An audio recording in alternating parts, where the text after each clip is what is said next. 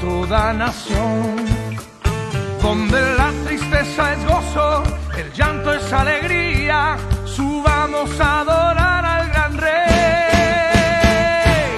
En los montes, en los valles, exaltamos al que es digno de alabanza. En las costas de los mares, levantamos un sonido de esperanza. Aclamamos, aclamamos, hacemos oír la voz de su alabanza. Con las manos en lo alto, exaltamos al que reina para siempre. Oh, oh, oh, no los oigo.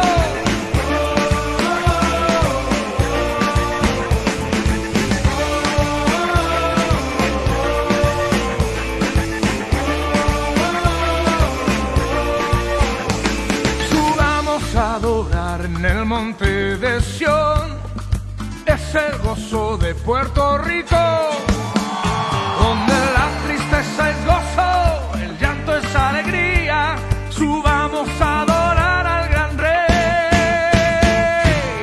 En los montes, en los valles, exaltamos al que es digno de alabanza. En las costas de los mares, levantamos un sonido de esperanza. Aclamamos, aclamamos, hacemos oír la voz de su alabanza. Con las manos en lo alto, fuerte.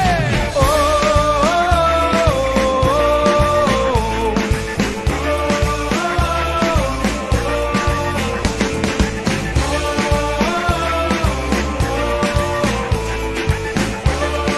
Ahora, con ustedes. Bendiga a tu vecina que ponga nuestra canción. Esta es la forma en que nosotros de adoración. Una canción con el fin de darle alabanza al mismo que ha cambiado mi lamento por la danza. Mi boca no se cansa y sigo adorándolo. Día tras día seguiremos exaltándolo, glorificándolo y honrándolo. Su nombre en alto seguiremos levantándolo. Oye, con las manos arriba, mi gente. Oye, los que van para el cielo, que pongan sus manos arriba y me den un grito de júbilo.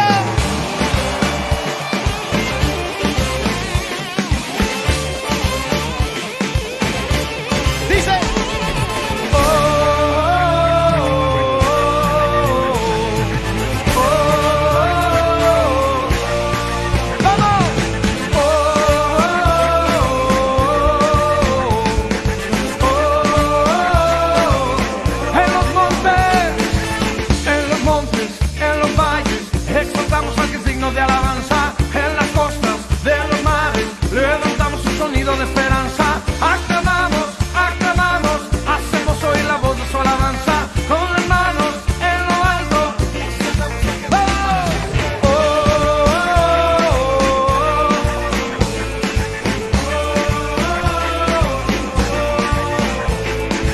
oh, oh,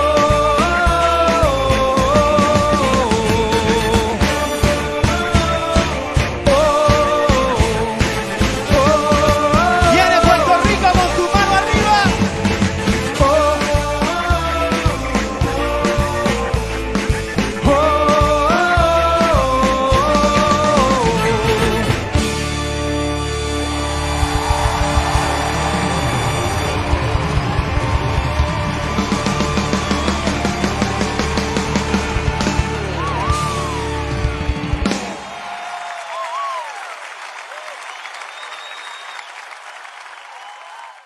Muy buenas noches. Nuevamente aquí agradecidos con el Señor por esta hermosa, nueva y hermosa oportunidad que tenemos de reencontrarnos por estos medios, dadas las circunstancias y dada la situación que estamos viviendo. Pero de todos modos muy agradecidos con Dios porque tenemos todavía la posibilidad de poder estar en contacto. No importa que sea a través de unas pantallas, no importa que sea a través de la distancia. Mientras el Espíritu Santo esté en la vida de cada uno de nosotros, vamos a estar unidos, vamos a estar en comunión como iglesia, porque no solo Él conoce las circunstancias, sino que Él ha venido a morar en cada uno de nosotros para permitirnos vivir el amor, el afecto y el calor de Dios en nuestras vidas, individualmente y como iglesia. Vamos entonces ahora a tener un tiempo de alabanza, de gloria y de honra a nuestro Dios, que sea este el tiempo y la ocasión para exaltarle, para glorificarle, para que vayamos ante su presencia con alabanza, con la exaltación que a Él le corresponde, para disipar nuestras cargas, para disipar nuestros pesos, para disipar nuestros miedos, nuestros temores, para poder deleitarnos verdaderamente en Él, porque recordemos lo que nos enseña la palabra en Nehemías 8. Su gozo es nuestra fortaleza. Vamos entonces a alabarle en el nombre de Jesús.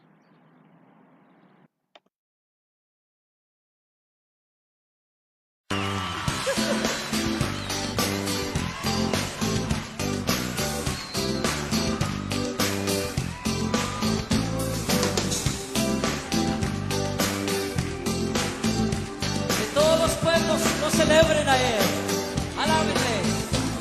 Alabad a Jehová, habitantes de la tierra, alabad al Señor, los que temen a su nombre, alabad a Jehová, habitantes de la tierra, alabad al Señor, los que temen a su nombre, alabadle porque hizo maravillas en el mar, alabadle porque quiso engrandecer pueblo, alabarle, alabarle, alabarle, alabad a Jehová, habitantes de la tierra, alabad al Señor, los que temen a su nombre, alabad a Jehová, habitantes de la tierra, alabad al Señor, los que temen a su nombre, alabadle porque quiso revelarnos a su Hijo, alabadle porque Cristo nos dio vida eterna,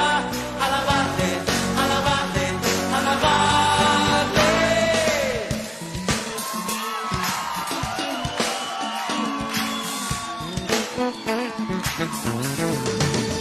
Pueblos todos, batir las manos, alabad a Dios con voz de júbilo. Pueblos todos, batir las manos, alabad al Dios de Israel. Cantad a Dios, cantad, cantad a nuestro Rey, porque Dios es el Rey de toda la tierra. Cantad a Dios, cantad, cantad a nuestro Rey, palmeando nuestras manos, danzando en nuestros pies. Pueblos todos, batid las manos, alabad a Dios con voz de júbilo. Pueblos todos, batid las manos, alabad al Dios de Israel. Cantad a Dios, cantad, cantad a nuestro Rey, porque Dios es el Rey de toda la tierra. Cantad a Dios, cantad, cantad a nuestro Rey, palmeando nuestras manos, danzando en nuestros pies. Pueblos todos, batid las manos, alabad a Dios con voz de júbilo. Pueblos todos, batid las manos, alabad al Dios de Israel, alabad al Dios de Israel, alabad al Dios de Israel.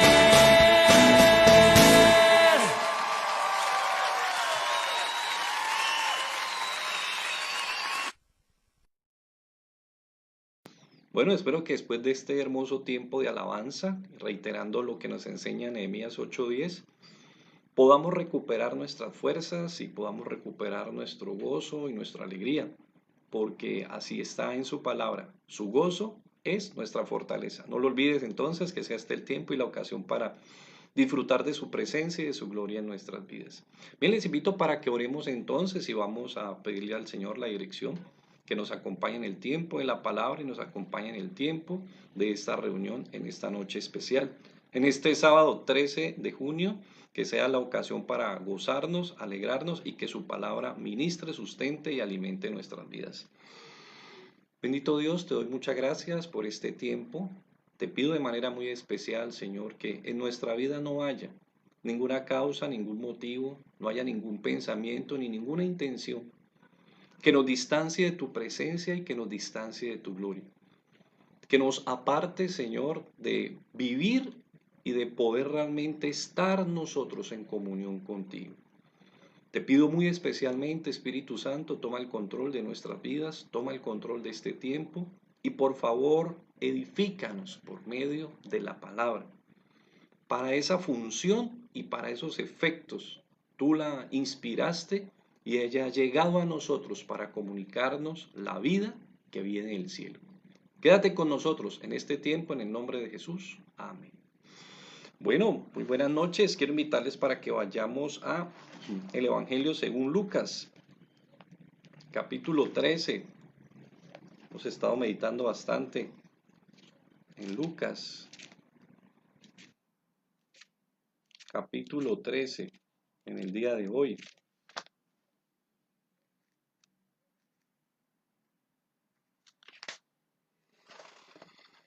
Muy bien, Lucas capítulo 13, versículo 1 al 9. Vamos a mirar hoy, nuestro tema es un llamado a una nueva vida. Ese es nuestro propósito y nuestro enfoque a trabajar hoy con este tema.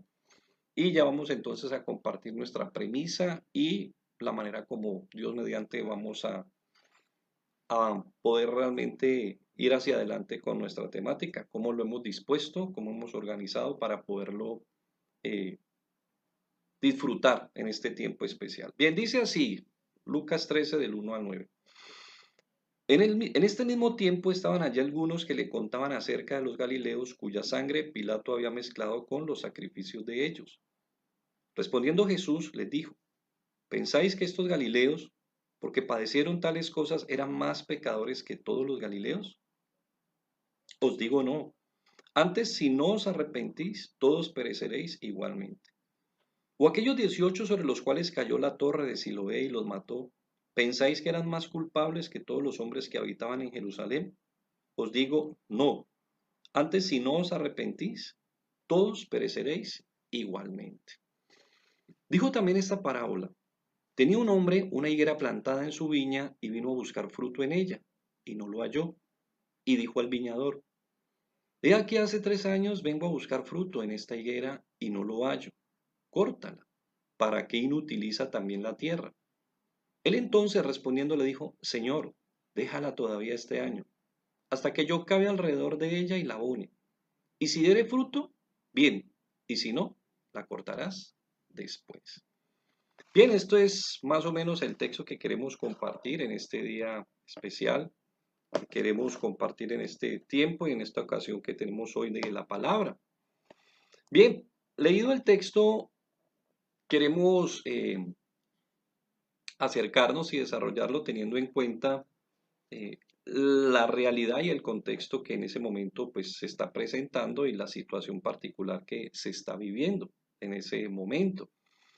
Viene Jesús, ¿cierto?, del capítulo inmediatamente anterior, dando cuenta de que tenemos que actuar cuando todavía hay tiempo para lo mismo, para cambiar, para reaccionar a una nueva vida.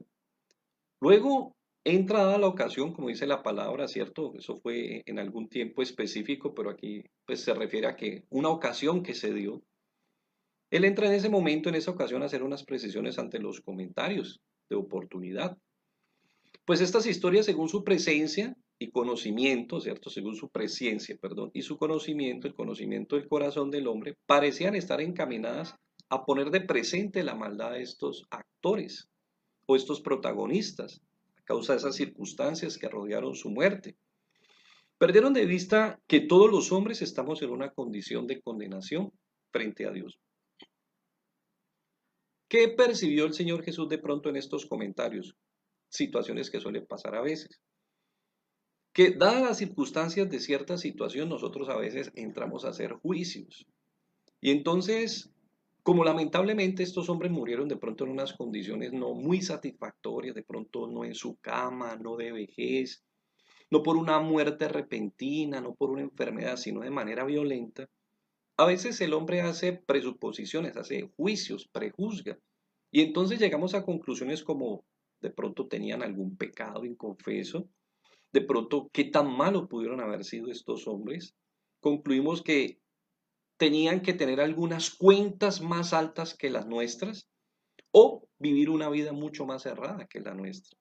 Pero pues lamentablemente no es así, es lo que el Señor Jesús va a entrar a corregir y más bien dada la ocasión va a entrar a invitar a estos hombres, como nos está invitando a nosotros, a que no caigamos en esos juicios, a que no prejuzguemos en esa dirección, a que no caigamos en ese error.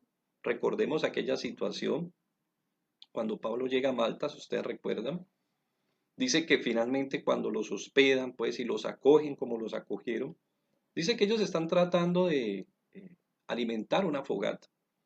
Y Pablo, ¿cierto? Que parece ya han distinguido su condición de preso, está recogiendo unas ramas y en eso le muerde una serpiente, si ustedes recordarán, le muerde una culebra y parece que era muy venenosa porque la gente inmediatamente esperaba que Pablo se hinchase y muriese. E inmediatamente cuando esto sucede, si ustedes recuerdan, ¿qué acontece? Lo prejuzgan, ¿cierto? Dicen, este hombre tiene que ser muy malo para que después de haberse salvado de semejante naufragio, llegue aquí y lo muerda esta serpiente o lo muerda esta culebra. Si ustedes recuerdan nuestras premisas de niños, recordarán, ¿cierto? Que cuando jugábamos y alguien de pronto hacía algo que no nos parecía y finalmente, pues las cosas se daban caso contrario que decíamos, la trampa sale. Más o menos es lo que están diciendo acerca de Pablo. La trampa sale con este hombre, parece que es demasiado malo. Pero cuando ven que finalmente no se hincha y que Pablo no muere, ¿qué pasa? Concluyen todo lo contrario. Esa es la mente, esa es nuestra mente subjetiva. Entonces, lo que Jesús nos va a enseñar aquí es que las circunstancias no determinan qué calidad de persona tú eres. Claro, mi conducta, mis hechos son frutos de mi manera de vivir, pero yo puedo ser un hombre que haya tratado o he tratado de vivir conforme a la voluntad de Dios y eso no implica que el día que Dios vaya a recoger mi vida tenga que ser en una cama pacíficamente, no, solo Dios sabe cómo va a ser. Y eso no es un indicativo como acontezca de que fui más bueno o fui más malo. Es aquí donde Jesús, ¿cierto?, va a entrar a explicar que las circunstancias no son las que ponen de presente el estado de mi alma o mi condición frente a Dios. Las circunstancias son providenciales, no son condicionales. No es que yo muero de una manera o muero de otra porque yo fui bueno o porque fui malo. Todos quisiéramos morir como David, en buena vejez, ¿cierto? Y en paz. Pero lamentablemente la soberanía de Dios no se sujeta a esos guiones. Él es soberano. Dios permite todas las cosas, pero esas cosas no indican que esté yo en paz con Dios o esté en enemistad con Dios. Recordemos que Juan el Bautista murió decapitado. No creo que haya sido la mejor de las muertes, ¿cierto? Elías, dice la tradición, murió aserrado. Aún nuestro Señor Jesucristo. Recordemos cómo falleció. Falleció en la ignominia de la cruz como un malhechor en medio de dos malhechores. Te puedo asegurar que mucha gente que no conoció de fondo la causa de Jesús, cuando lo vio ahí junto a esos dos malhechores, ¿sabes qué pensó? Un malhechor más. Por eso las circunstancias no pueden decir realmente cuál es mi condición, en este caso, dada la manera como una persona muere. David Wilkerson, si ustedes recordarán, un famoso hombre de Dios de esta época, falleció en un accidente no hace algunos años. Y pues todos realmente que de pronto distinguimos algo de su ministerio nos dolió, ¿no? Que un hombre tan especial de Dios muriera de una manera tan trágica. Pero caso contrario, Billy Graham murió rodeado de su familia, tranquilo, en su casa, pues por decirlo, ¿no? Por lo menos en paz, no de manera accidental o de manera dramática. Entonces, por eso nosotros no podemos tomar las circunstancias en el caso que están tomándola estos hombres para hacer un juicio y que Jesús percibe que es hacia donde va la conversación, para nosotros deducir realmente cuál haya sido realmente la verdad o el estado del alma de alguna persona. Por eso paso a seguir aquí entonces es entender o atender, ¿cierto?, a su llamado. Por eso él les dijo, no se confíen, más bien revisen, ellos no fueron ni más malos ni más buenos que ustedes. Están en las mismas condiciones que están ustedes. Por eso, ¿qué es lo que nos corresponde? Volvernos más bien a Dios y revisar cómo estoy en mis cuentas con Él. A todos nos corresponde. Por eso entonces atendamos su llamado a desestimar el camino errado y tomar el rumbo que Él nos marca en su soberana voluntad. Si revisamos un poquito,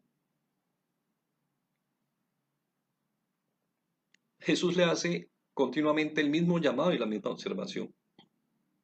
Todos están en la misma condición, pero todos están llamados a volver a Dios, arrepentimiento.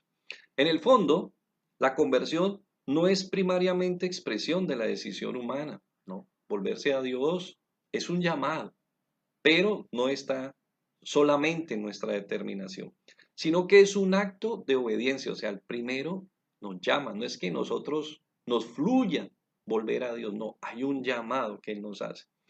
No puede ser sino una respuesta del hombre que le interpela, ¿cierto? Dios interpela al hombre y el hombre responde a Dios. Una aceptación de ofrecimiento divino de la gracia. Juntamente con eso, el hombre deja aquellas cosas a las que hasta ahora se aferraba. En cuanto respuesta a una llamada, la conversión, ¿cierto? Es además y ante todo un volverse hacia, no un apartarse de. Es un volver hacia Dios antes que apartarme de ciertas cosas. Primero yo vuelvo a Él y en ese camino muchas cosas se desprenderán. Cierto que en ella queda incluido el deshacerse de lo anterior, pero no hay que perder nunca de vista qué es lo principal y qué es lo secundario. Por eso lo primero es, si Dios me está llamando a volverme a Él, vuélvase. No se ponga a reparar acerca de lo que está pendiente, de lo que aún hay, de lo que tiene que definir. No, vuelva a Él, que en ese proceso lo otro también entonces tomará el rumbo que la voluntad de Dios quiere. En todo caso, para el Nuevo Testamento es importante subrayar que la nueva vida con Jesucristo tiene más valor que la vida anterior en tinieblas. En otras palabras, lo que impulsa al hombre hacia la fe no es el temor al juicio de Dios, por necesario que éste sea, sino el conocimiento del amor de Cristo que sobrepuja toda medida y que atrae irresistiblemente al hombre y lo arrebata de su vida anterior. Es así como la penitencia y el arrepentimiento se sitúa bajo la clara luz de la alegría, puesto que este proceso es obra del Espíritu Santo. No se puede establecer reglas, ni con respecto a su duración, ni en relación con el momento en que tiene lugar. Yo admiro mucho a las personas que tienen tan claro y tan preciso el día que realmente volvieron a Dios, ¿no? Ellos pueden decir el 7 de agosto de 1977, el 23 de abril del 86. Yo la verdad no puedo presentar tanta precisión en el momento en que pude, por la gracia de Dios, volver a Él.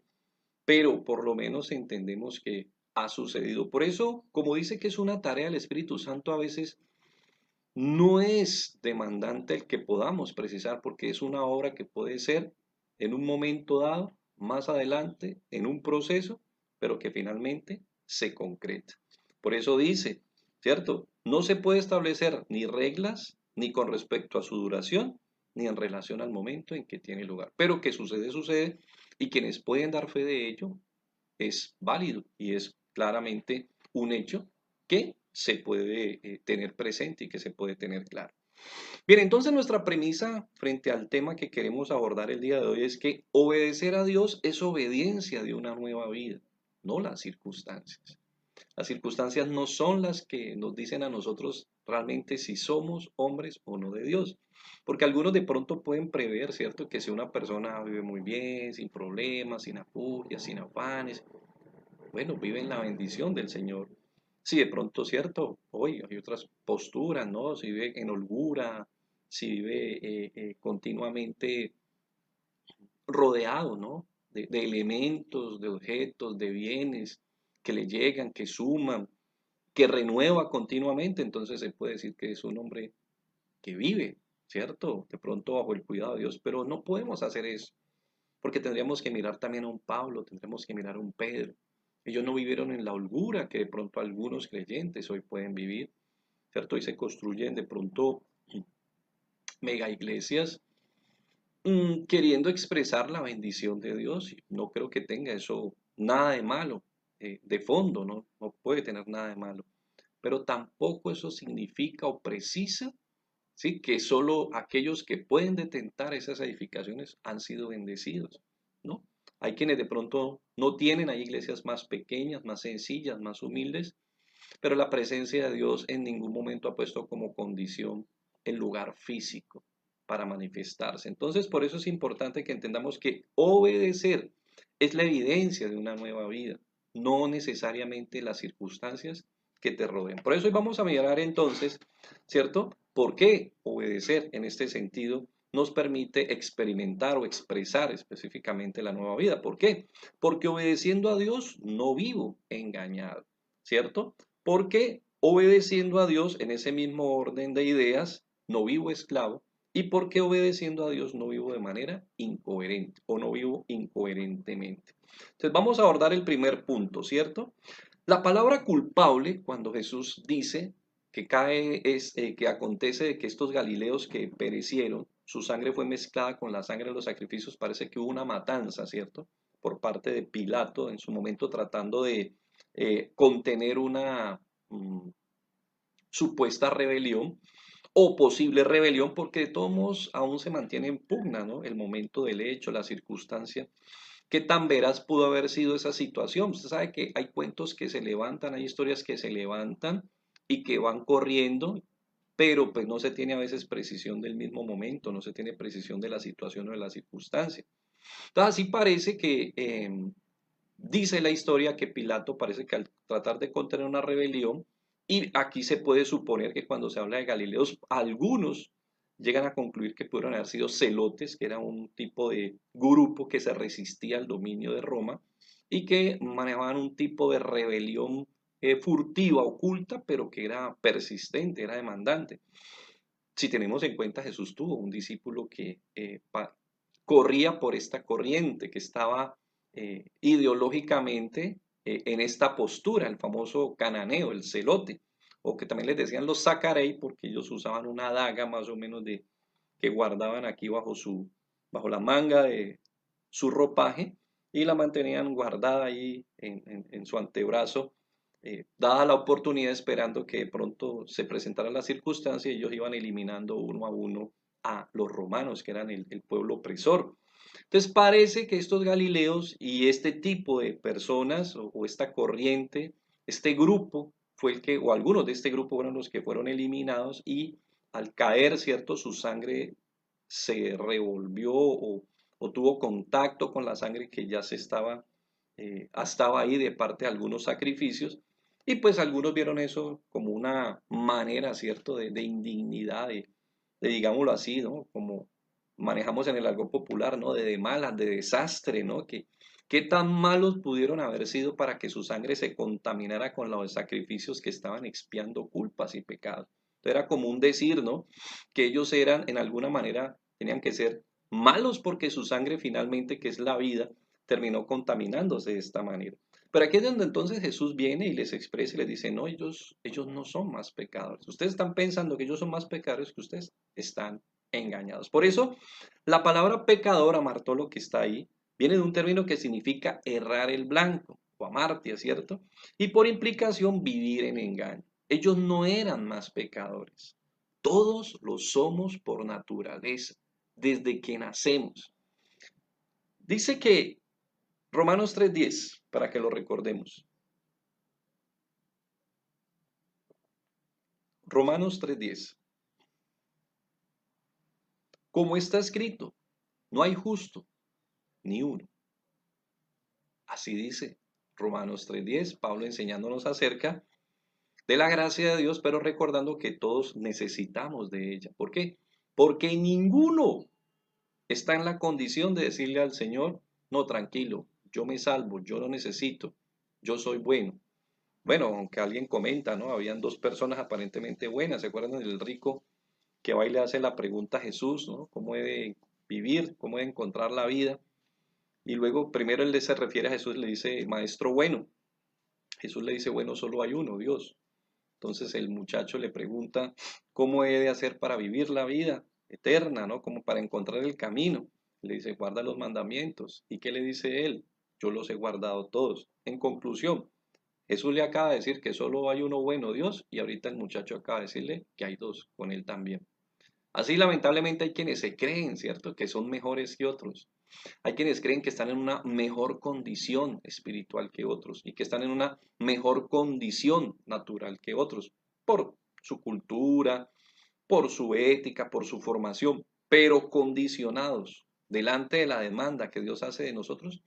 Todos estamos bajo la misma condición. Por eso alguien decía, ¿no?, muy cierto, con mucha precisión, la ética, tu moral y tu urbanidad te pueden tener lejos de la cárcel, pero no es garantía para tenernos lejos de la condenación de Dios. Por eso dice de igual manera Romanos 7:11, teniendo en cuenta este ejercicio de engaño que acomete el pecado en nuestras vidas, por eso es importante más bien aprender a obedecer a Dios, porque obedeciendo a Dios, poniendo en práctica sus premisas, vamos saliendo de este engaño en el que a veces nos mete el pecado haciéndonos creer que somos lo que no somos. Porque el pecado, tomando ocasión por el mandamiento, me engañó y por él me mató. Pablo está hablando que Dios dio una ley. ¿Para qué? Para que viviéramos correctamente en relación con él. Pero ¿qué hizo el pecado? Lo que Dios decía no se haga, generó en él más deseo de hacerlo. Y por eso Pablo dice, ¿cierto?, que el pecado le engañó y le indujo a quebrantar aquello que era bueno. Le indujo a llevar la contraria, le indujo a resistir la voluntad de Dios. En Hebreos 3:13 también nos encontramos otro punto similar acerca de la actividad engañosa del pecado. Hebreos 3:13. Dice, antes exhortados los unos a los otros cada día, entre tanto que se dice hoy, para que ninguno de vosotros se endurezca por el engaño del pecado. Definitivamente el pecado es engañoso y muchas veces nos convence de lo que no es. Nos convence de lo que es errado, nos hace creer que es correcto y nos hace lamentablemente resistir la voz correcta, que es la voz de Dios. Aquí en este contexto, lo que se está hablando, lo que está trayendo el autor de Hebreos, es recordándonos cómo Dios habló tantas veces, pero lamentablemente el pueblo resistió esa voz. Y aquí el autor específicamente está diciendo que el Espíritu Santo habló, pero el pueblo resistió. ¿Por qué? Porque el pecado nos engaña y en vez de atender la voz de Dios, atendemos la voz de la carne, la voz del mundo y la voz del enemigo. Por eso, para concluir, Gálatas 6:4, un texto muy interesante que está ahí en Gálatas.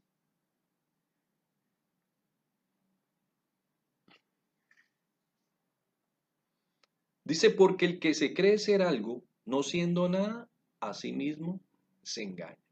Entonces, mire qué importante definitivamente es entender que no son las circunstancias, porque mira, yo puedo estar engañado y el pecado me engaña y estar pensando que yo soy un tipo increíble, que yo soy una gran persona, que no he hecho milagros porque no tengo tiempo. Ustedes saben, en esta época donde todos vivimos tan ocupados, no he tenido el tiempo de hacer, ¿cierto?, maravillas, proezas. Pero la realidad, ¿cuál es?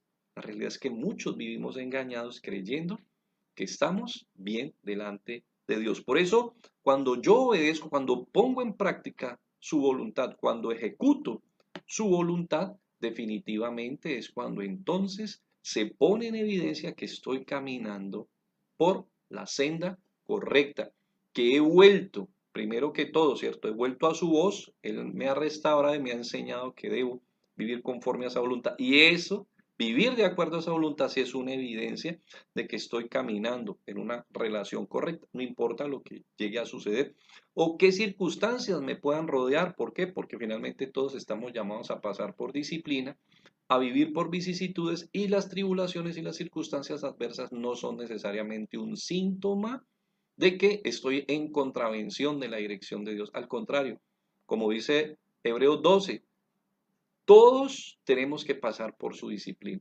Alguien muy bien ha dicho que Dios solo tiene un hijo santo, solo uno santo, puro y perfecto, que es Jesús.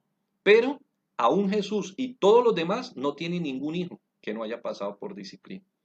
Vamos entonces al punto B, y es que obedeciendo a Dios no vivo esclavo, no vivo en esclavitud. Y vamos a esto porque si recuerdan entonces inmediatamente ellos pasan a contar la historia de unos hombres que al parecer una torre que se conocía como la Torre de Siloé, que hacía parte de todo lo que es la muralla de Jerusalén, estaba en una esquina, en uno era un compuesto de esta muralla, y al parecer cayó accidentalmente y mató a 18 judíos. Entonces, algunos pudieran pensar, ¿no? Si corrieron con tan mala suerte, volvemos al caso de Pablo, ¿no? Esto es porque quién sabe qué tan malos eran, ¿no?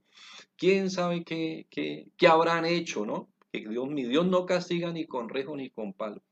Pero no es este el indicativo de quién es tan bueno o quién es malo en este efecto.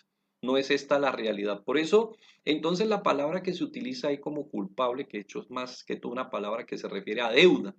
Por eso el Padre Nuestro, ¿cierto? Dice Mateo 6:12, si ustedes lo recuerdan.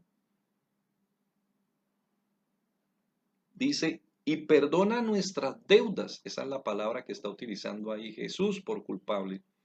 Como también nosotros perdonamos a nuestros deudores. La palabra culpable viene de un término ahí que significa deuda u obligación.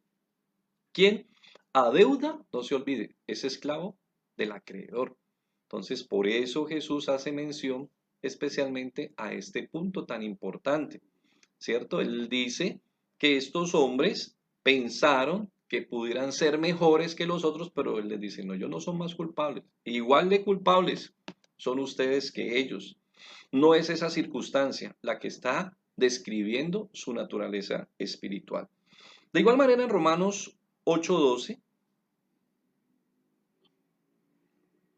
Romanos 8:12, se hace mención a que esta palabra significa obligación.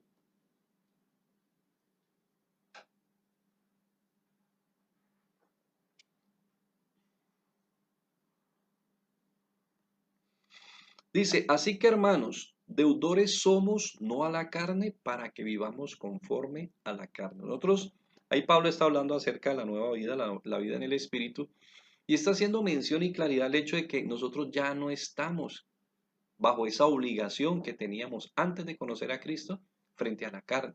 Ahora somos libres. Ahora usted tiene dos opciones. Antes usted solo tenía una opción. ¿Cuál? La carne o la carne. El pecado o el pecado. El mundo o el mundo. El enemigo o el enemigo. Ahora hay dos opciones. La carne o Dios. El enemigo o Dios. El mundo o Dios. Pero antes, como todo esclavo, solo teníamos la opción de quien en ese momento detentaba su dominio sobre nosotros. Pero ahora Pablo nos recuerda, nosotros ya no tenemos solo esa opción, no estamos obligados. Esa no es mi obligación principal ni primaria. Tengo es una obligación primero que todo con Dios. Por eso Él les aclara, no tenemos ya obligación, no tenemos ligación. No, la carne no tiene ese dominio que tenía antes. ¿Por qué? Porque el Espíritu Santo nos ha venido a liberar. Mora dentro de nosotros y ahora somos libres. Por eso podemos clamar, Abba Padre. Ya no somos esclavos, sino que somos hijos de Dios. En Juan 8:34 también se nos recuerda esta figura, ¿no? Más exactamente la figura, cuando Jesús nos recuerda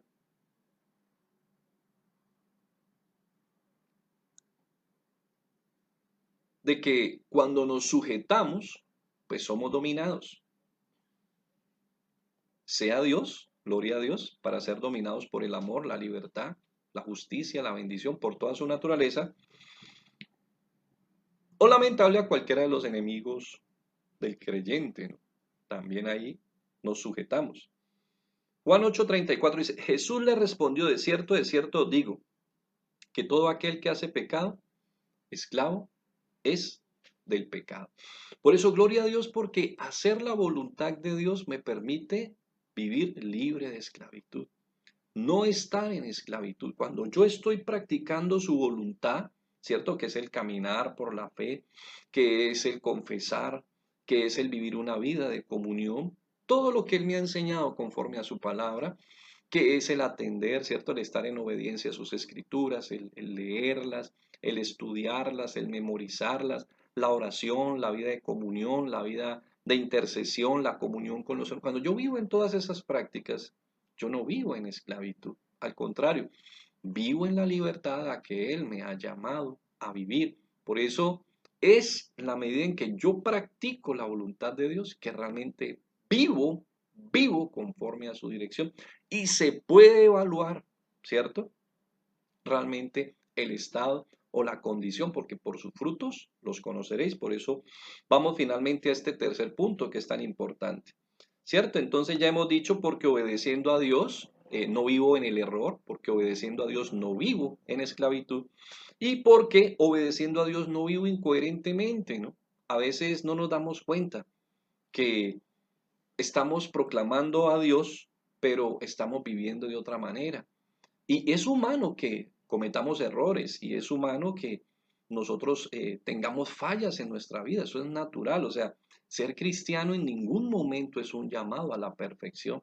Ser cristiano en ningún momento es un llamado a la deshumanización, y entonces ahora nos hemos convertido en seres inexpugnables frente a la debilidad humana. Ese no es el llamado a ser cristiano. Llamado a ser cristiano es este punto que estamos tocando. Estamos llamados a poner en práctica las enseñanzas de Dios, y ellas van a ir transformando a través de la obra del Espíritu Santo nuestra vida. Y por medio de ese Espíritu Santo es que podemos practicar esas obras.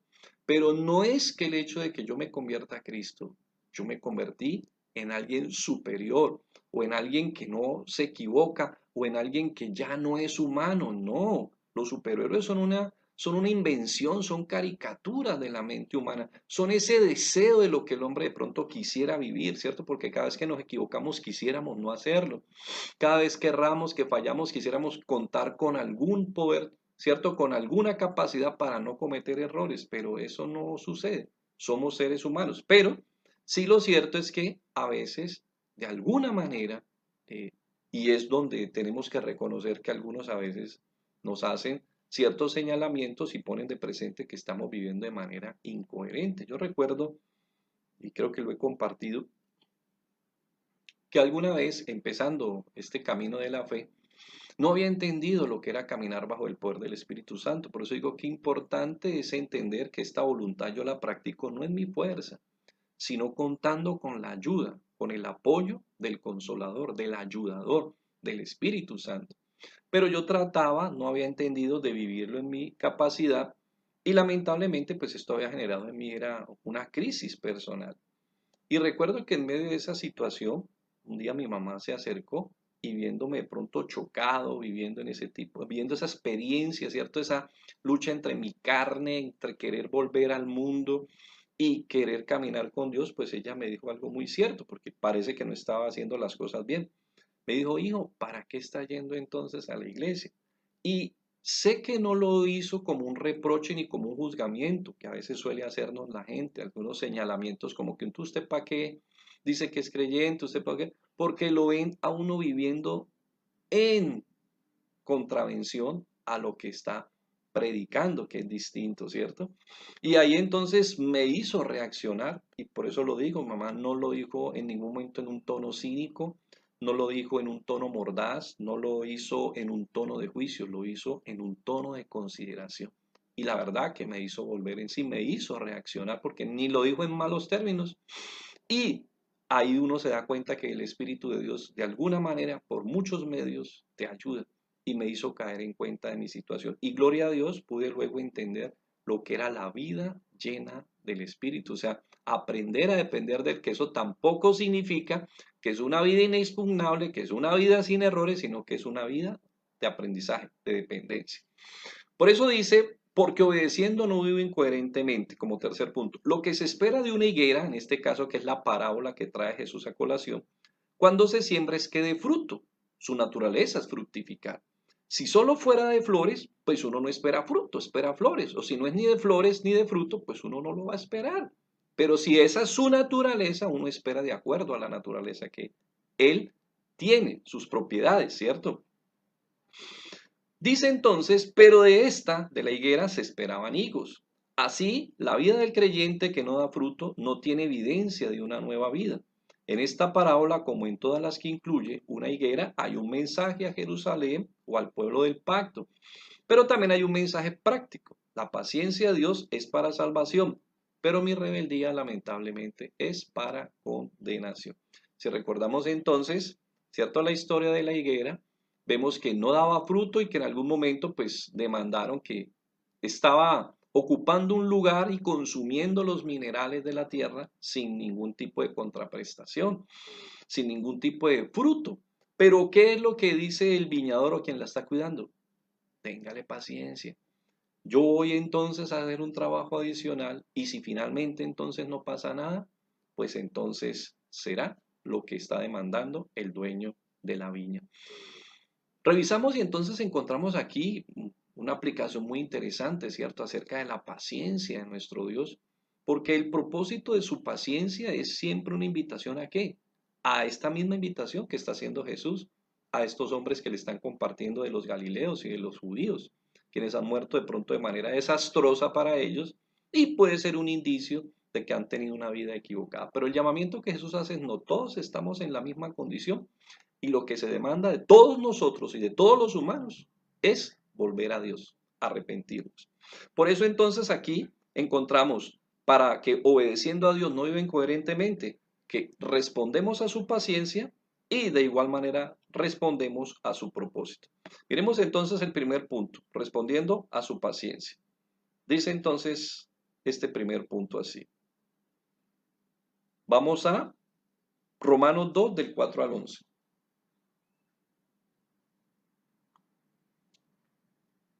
Entonces, porque obedeciendo a Dios no vivo incoherentemente. ¿Cómo? Respondiendo primero que todo a su paciencia. Dice, o menospreciáis las riquezas de su benignidad, paciencia y longanimidad, ignorando que su benignidad te guía ¿a qué? Al arrepentimiento. El hecho de que estés viviendo de manera marginal frente a la voluntad de Dios y no venga ningún juicio sobre tu vida, ten cuidado. Ahí es donde nos engaña el pecado y que te puede hacer creer que Dios considera tu situación, que Dios entiende cuán débil eres, que Dios entiende que tú tienes ciertas necesidades y que tú tienes que vivir de cierta manera. Pero tengamos cuidado, no necesariamente ese puede ser el mensaje. El mensaje de Dios es, sigo esperando a que tomes, a que atiendas mi llamado y respondas de acuerdo a mi paciencia. Por eso dice, como no responde, dice entonces, pero por tu dureza y por tu corazón no arrepentido, atesoras para ti mismo ira para el día de la ira y de la revelación del justo juicio de Dios, el cual pagará a cada uno conforme a sus obras. Vida eterna a los que, perseverando en bien hacer, buscan gloria y honra e inmortalidad. Pero ira y enojo a todos los que son contenciosos y no obedecen a la verdad, sino que obedecen a la injusticia. Tribulación y angustia sobre todo ser humano que hace lo malo, el judío primeramente y también el griego, porque no hay acepción, pero gloria y honra y paz a todo el que hace lo bueno, al judío primeramente y también al griego, porque no hay acepción de personas para con Dios. Entonces, no es el hecho de que tú seas hijo de Abraham, aquí en el caso de los judíos, ni es el hecho de que tú digas o hayas dado el paso, ¿cierto?, de volverte a Dios. Pero si no estás viviendo en atención, si no estás obedeciéndole, pues pudiste haber dado ese paso al volverte a Él, aceptar su llamamiento, arrepentirte inicialmente, pero no has dado el paso consecuente que es caminar de acuerdo a su voluntad. En 2 de Pedro 3, 9 al 13, también se nos recuerda que la paciencia de Dios tiene un propósito. Ojo, Dios no es que esté haciendo caso omiso, ni se esté haciendo el de la oreja mocha, ni se esté haciendo el de las gafas, como dicen por ahí en Venezuela, o sea, como el que no ve. No, Dios sabe lo que está pasando en tu vida. Pero si Él es paciente, es porque Él es bueno, no porque estemos pasando por encima de Él. Segunda de Pedro 3, 9 al 13 dice, el Señor no retarda su promesa según algunos la tienen por tardanza, sino que es paciente para con nosotros, no queriendo que ninguno perezca, sino que todos procedan al arrepentimiento. Pero el día del Señor vendrá como ladrón en la noche, en el cual los cielos pasarán con gran estruendo y los elementos ardiendo serán deshechos, y la tierra y las obras que en ella hay serán quemadas. Puesto que todas estas cosas han de ser desechas, ¿cómo no debemos nosotros andar en santa y piadosa manera de vivir? esperando y apresurándoos para que la venida de Dios, del día de Dios, en el cual los cielos encendiéndose, serán deshechos y, dice, y los elementos siendo quemados se fundirán. Pero nosotros esperamos, según sus promesas, cielo nuevo, tierra nueva, en los cuales mora la justicia. Entonces mira que si Dios es paciente, Él está esperando, es que mi respuesta. Entonces por eso yo no vivo de manera incoherente. ¿Cuándo? Cuando respondo a su paciencia. Y dos, cuando respondo a su propósito. Juan 15:5. Respondiendo a su propósito. Juan 15:5. ¿Cuál? Fructificar. Pocas palabras, o sea, responder, que en mi vida se manifiesten las obras a la respuesta, o sea, obedecerle a Él. Mi conducta sea en atención a su voluntad. Yo soy la vid, dice Jesús, vosotros los pámpanos. El que permanece en mí y yo en él, este lleva mucho fruto. Porque separado de mí, nada podéis hacer. Si no fructificamos, que fructificar no es necesariamente tener hijos, por favor. Fructificar no es necesariamente que tú sirvas, ¿cierto?, a tiempo completo en la iglesia o que tengas una función dentro del servicio de la iglesia. No necesariamente. Eso puede ser una consecuencia, es un fruto, es una manera de fructificar. Pero también es la vida que tú llevas, tu cambio, tu manera de actuar, tu manera de proceder, tu nuevo estilo de vida, las transformaciones que se dan en ti. Eso es parte del fruto, fundamental. Por eso Santiago 3, 10 al 13, en atención a este punto de la incoherencia, nos recuerda que si somos un árbol de higuera, pues lo que se espera es que demos higuera. Si somos un árbol de naranja, lo que se espera es que demos naranja. Si somos un árbol, ¿cierto?, de olivo, pues lo que se espera es que demos olivos. Pero lo que se espera es que demos un fruto coherente a nuestra nueva naturaleza, a nuestra nueva vida, a la respuesta que hemos hecho al llamado de Dios. De una misma boca proceden bendición y maldición, dice Santiago 3 del 10 al 13. Hermanos míos, esto no debe ser así, porque es incoherente. ¿Acaso alguna fuente hecha por una misma abertura agua dulce y amarga? Hermanos míos, ¿puede acaso la higuera producir aceitunas o la vid higos? Así también ninguna fuente puede dar agua salada y dulce. ¿Quién es sabio y entendido entre vosotros? Por eso concluye. Muestre por la buena conducta sus obras en sabia mansedumbre. Indiscutiblemente, entonces lo que se espera es que nosotros seamos coherentes, ¿de acuerdo? O vivamos coherentes a la nueva vida que ahora está dentro de nosotros. Por eso entonces es muy importante tener en cuenta lo que Jesús le insistió 2 veces, ¿cierto?, a estos hombres que le contaban esta historia en esta ocasión. Ni los galileos ni los jerosolimitanos eran más malos ni más pecadores. Todos estamos en la misma condición a los ojos de Dios. Claro, tú dirás, pero yo no he matado, yo no he sido un hombre que viva al margen de la ley, yo no he vivido, ¿cierto?, de manera antisocial, yo he sido un hombre sujeto a las ordenanzas del Estado, sociales, a las leyes civiles. Eso está bien y eso no lo vamos a discutir. Pero en cuanto a naturaleza, todos nacemos bajo la misma condición. Nacemos separados de Dios. Por eso te decía, tu ética, tu moral, ¿cierto?, nos pueden mantener lejos de una cárcel, lejos de los conflictos con la ley, pero no necesariamente lejos de la condenación.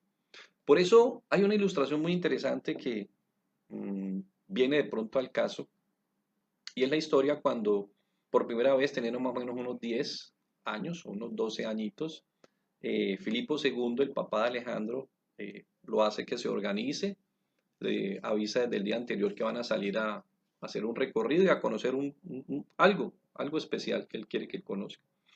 Y efectivamente dice que a 3 días de camino ellos llegan a un lugar terrible, un lugar que, pues como se describe pronto aquí, o lo hace este autor, ¿cierto?, que es un historiador, pero es historia novelada. Él describe este lugar como un desastre completo, eran las famosas minas del Pangeo. era el lugar de donde Filipo II se aprovisionaba de oro para el sostenimiento de su reino, y él quería que su hijo supiera de dónde llegaba realmente la plata o el sostenimiento a su reino. Pero era un desastre, dice que era un lugar con un olor, una hediondez, cetrino, deplorable. El niño desde que llegó quedó impactado. Hombres muertos sobre su propio vómito, hombres sobre sus propias heces, completamente desnutridos, acabados. O sea, era una cosa terrible, terrible, tan terrible, que dice que su hijo exclamó, ¿no? Le dijo, papá, ¿qué hicieron ellos? ¿De qué son culpables? ¿Por qué están aquí? ¿Por qué fueron condenados a esta situación? ¿Qué hicieron ellos para vivir así? Y Filipo de pronto da una respuesta que pudiéramos nosotros aplicar a este tiempo. Él le dijo, haber nacido. Y es la realidad de todo ser humano, amigos. El solo hecho de haber nacido, todos nosotros estamos bajo una misma condición. ¿Cuál? En enemistad contra Dios. Y vuelvo y te digo, tú puedes haber nacido en un lugar muy piadoso, en un hogar, ¿cierto?, donde te han enseñado, te han inculcado principios, pero recuerda, Dios no tiene nietos, Dios solo tiene hijos. ¿Qué significa? Que cada uno de nosotros debemos responder al llamado que Dios nos está haciendo. Cada uno de nosotros debemos responder a la voz de Dios que nos llama a reconciliarnos con Él, como dice Romanos 5:1. Justificados pues por la fe, tenemos paz con Dios, solo por medio de Jesucristo. Por eso quiero invitarte en esta noche de manera muy especial a que volvamos a Él, porque el arrepentimiento tiene una sagrada bendición, y es que Dios te llama y tú vuelves a Él, pero lamentablemente a veces podemos distanciarnos nuevamente. Pero ahí hay una puerta que está abierta, y Dios nos dice que aunque tengamos poca fuerza, si nosotros atendemos a su llamado, si nosotros nuevamente percibimos esa voz y volvemos a Él, encontraremos esa puerta abierta. Pero hay un tiempo oportuno. Hay un tiempo oportuno. Recordemos la historia que leímos hace algunos días de Esaú. Finalmente, cuando procuró el arrepentimiento, era tarde. Ya no había tiempo para ello. Así por eso recordamos en Isaías 55. Es tiempo de buscar a Dios. Busquémosle en tanto que lo encontremos. Busquémosle ahora que está a la disposición. Muchos pensamos, ¿cierto?, que por esta situación, por esta pandemia, por esta circunstancia mundial, mucha gente iba a volver a Dios. Pero ahí te das cuenta que sí, ha habido gente que ha vuelto a Dios. Pero te das cuenta que no son estas circunstancias, que no son fenómenos de esta índole los que realmente calan y vuelven el corazón del hombre a Dios. Es su obra poderosa, es su gracia misericordiosa. Por eso no pensemos que esta sola situación volverá el corazón de los hombres a Dios. Oremos. Oremos como alguien tal vez oró algún día por nosotros. Yo todavía no me creo. No me creo de verdad que haya vuelto a Dios en algún momento de mi vida por el tipo de vida que yo llevaba.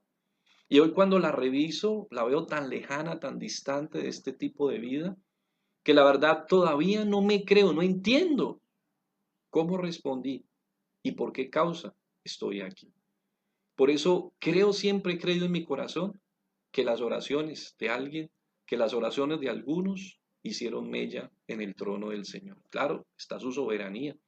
Claro, Él es el rey y Él es el que decide finalmente. Pero no dejemos de interceder en este tiempo por los que no conocen de Dios. No dejemos de interceder por aquellos que no han vuelto en amistad con Él. No dejemos de interceder por aquellos que no conocen de Él. No dejemos de interceder aún por aquellos que lo resisten. Aquellos que lo resisten, uno a veces piensa que ya están condenados, pero en el fondo de sus corazones son personas que resienten algo personal con Dios. Y en el fondo quisieran ser grandes amigos de Dios.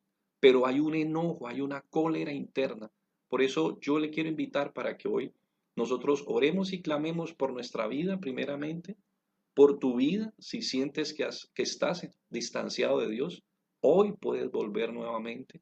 Busquémosle en tanto Él puede ser hallado, y por aquellos que todavía no han podido disfrutar realmente de esta gloria y de esta gracia de tener una relación con Él. Todos estamos en la misma condición.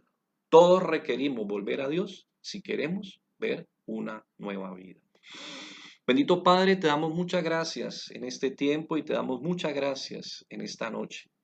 Muchas gracias por esta oportunidad hermosa que tú nos das, Señor, de poder ir a tu palabra y encontrar en ella luz, porque ella es lámpara a nuestros pies. Gracias, Señor, porque en ella encontramos un espejo que permite que no solamente se refleje mi figura morfológica, sino que se refleje lo que hay en mi alma y en mi corazón. Y hoy tú has permitido, Señor, así como le permitiste a esta audiencia de Jesús, que podamos realmente ver la verdadera condición de nuestro corazón. A veces podemos creer o podemos ver nosotros mismos, porque esa es la palabra que se utiliza ahí en el contexto bíblico, ¿cierto? Ellos supusieron que eran mejores que otros. Y así tal vez nos puede estar pasando en este momento a nosotros. Suponer que estamos en mejor condición que otros. Y tal vez no hemos sido conscientes que estamos en la condición de condenación porque no hemos vuelto en paz con Dios. Por eso hoy Dios nos recuerda lo que dice Romanos 5:1. Justificados pues por la fe. Hoy tú puedes acercarte a Dios. Hoy tú puedes volver a Dios. Hoy tú puedes atender el llamado de Dios que te está haciendo por medio de su Santo Espíritu a través de su palabra. Hoy tú puedes regresar a Él por medio de la fe. Solamente cree y vuelve a Él. Solamente cree y no te resistas. Solamente cree y no te pongas a hacer juicios personales acerca de tu vida. Recuerda lo que compartíamos al principio. No es tanto lo que dejas como la voz a la que atiendes. Primero atiende esa voz, que luego lo que tengas que dejar, tendrás fuerza para dejarlo. Atiende a su voz, vuelve a Él, hoy, en esta hora, por medio de Jesús. Y entonces vendrá paz a tu corazón. Padre, te damos muchas gracias en este tiempo y te damos muchas gracias en esta hora, en el nombre de Jesús. Amén. Ten piedad de mí, oh Dios, conforme a tu misericordia,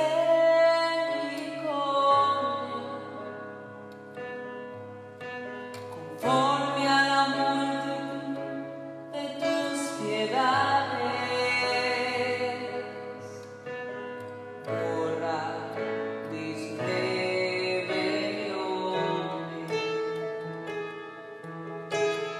lávame más y más de mi maldad y límpiame de mis pecados. Purifícame con hisopo y seré limpio. Lávame y seré más blanco que la nieve.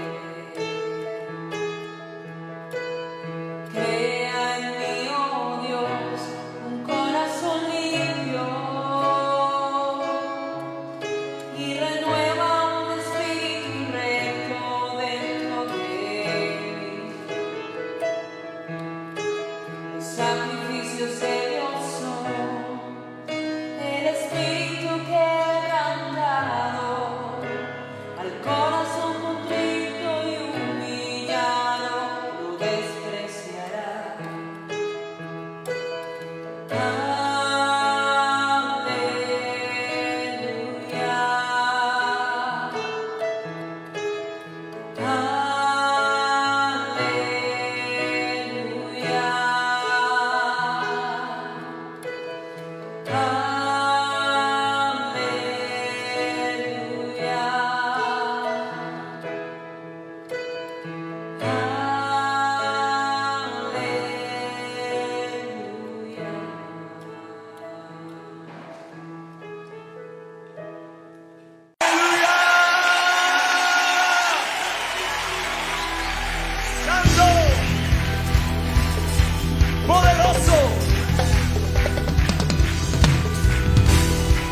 ¿Cuántos creen que el Señor está en este lugar?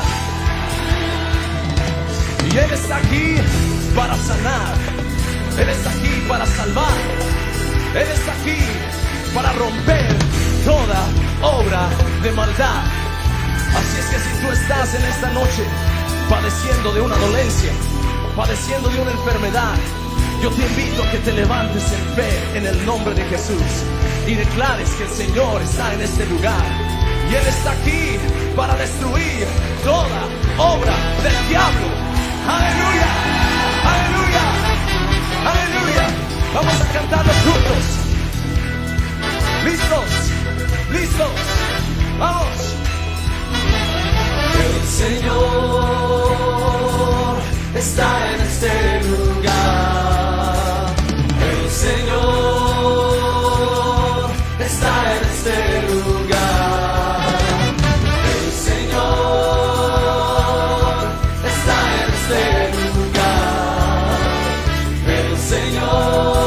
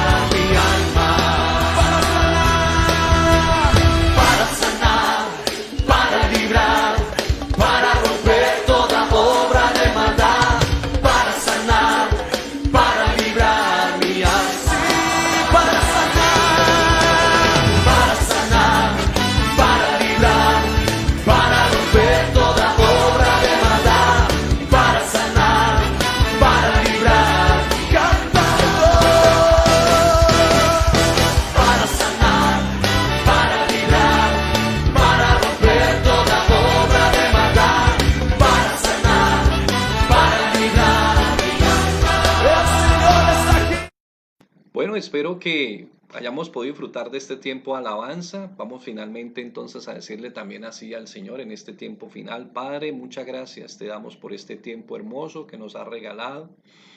Gracias porque este es un día de reconciliación, es un día de reencuentro, es un día que como aquella historia del hijo pródigo, Señor, él estaba perdido, pero fue hallado. Es un tiempo de reconciliarnos contigo, es un tiempo de atender a tu llamado, es un tiempo de tomar el camino del arrepentimiento, que significa específicamente, Señor, que si yo voy por el camino equivocado y tú me haces ver mi realidad, me haces ver lo equivocado y que ese camino es un camino que me va a llevar a perecer, entonces debo detenerme y volver nuevamente a ti por el camino correcto, por la senda de la vida, por la senda de la luz, por la senda de la bendición. Quédate con nosotros en este tiempo especial. Muchas gracias por cada familia, muchas gracias por cada hogar. Señor, guárdales, bendíceles ahí donde están. Que podamos cada uno de nosotros entender, Señor, que obedeciendo tu palabra realmente podremos salir del error, que obedeciendo tu palabra podremos verdaderamente ser libres de toda esclavitud y que obedeciendo a tu palabra podremos vivir de manera coherente, Señor. Permítenos ser hacedores y entender que no son las circunstancias, sino realmente el verdadero fruto de nuestra relación contigo, lo que ponga y nos dé la certeza a nosotros de cómo es nuestra relación contigo y nuestra condición delante de ti.